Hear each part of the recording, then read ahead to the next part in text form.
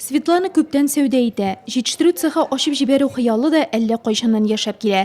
Эшмәкәр ханым үз туган авылы Гәйтән халкын ипи булка әйберләре белән сыйламакчы. Шул максатына ирешү теләге бүген аны депутатлар янына китергән.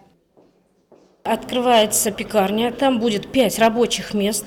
Пекарня ашарга җыенам, анда 5 кеше өчен эш урыннары булдырылачак. Димәк, 5 гаилә эшле һәм ашлы булачак дигән сүз. Миңа ярдәм итәчәкләренә өмет уянды. Отставкадагы подполковник Иван Осипов сорауын турыдан-туры шәһәр һәм район башлыгы Равил Кузюровка җиткерде. Үзе Мари Эльда яшәсә дә, кеше ватаны булган Иске, Түбәнчаллы авылларында гомер кичерүчеләрне кайгырта ул.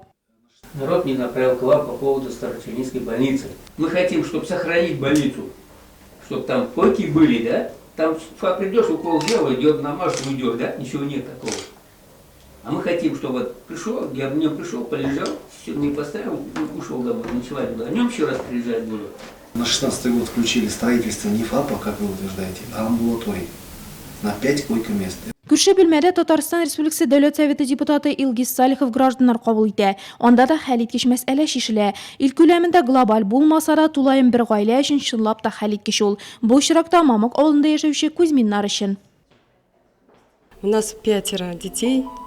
Минем 5 балам. Без 2 катлы зур йорт төзи башладык. Хәзер анда тәрәзәләр куйдык, тышладык. Әмма эшен өлгертә алмыйбыз. 10 ел төзибез инде. Депутат ярдәм күрсәтәчәгенә ышандырды. А вот внутреннюю отделку мы до сих пор еще достроить не можем. Бердәм кабул итү көнендә башка белгечләр өстәлләрдә бушап тормады. Берәүләр проблемаларны хәл ителәсенә шатланып торып киткән урындыкка шишелеш эзләп йөри арып беткән икенчеләре утыра торды. Единый день приема граждан организован во всех общественных приемных партий «Единая Россия». Гражданнарны бердәм кабул итү көне Бердәм Россия партиясының иҗтимагый кабул итү бүлмәсе тарафыннан оештырыла һәм ул бөтен Россия буенча үткәрелә. Без иҗтимагый кабул итү бүлмәсе белән генә шикләнмәдек. Монда төрле дәрәҗә депутатлар, җирле хакимият органнары вәкилләре, юридик хезмәт, социаль тармак белгечләре гражданнарны кабул итә. Кабул итү көнендә мәгълүмати технологияләр куллану аны тагы да нәтиҗәле итте. Сорау-җавап формасында аралашу өчен килеп йөрисе дә түгел, видео һәм аудио элемтәгә чыгуда җитә. Күпләр мондый мөмкинлектән файдаланды да.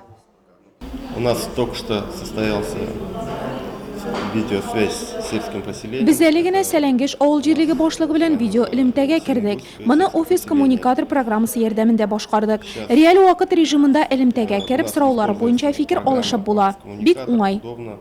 Гадәттә туган көндә бүләкләр кабул итәләр, ә Бердәм Россия партиясе бу көнне киресенчә аларны халыкның проблемасын шишу юлы белән өләште һәм моны кичке 6-га кадәр башкарды. 1 декабрьдә әлеге сәяси көчнең оешуына 14 ел.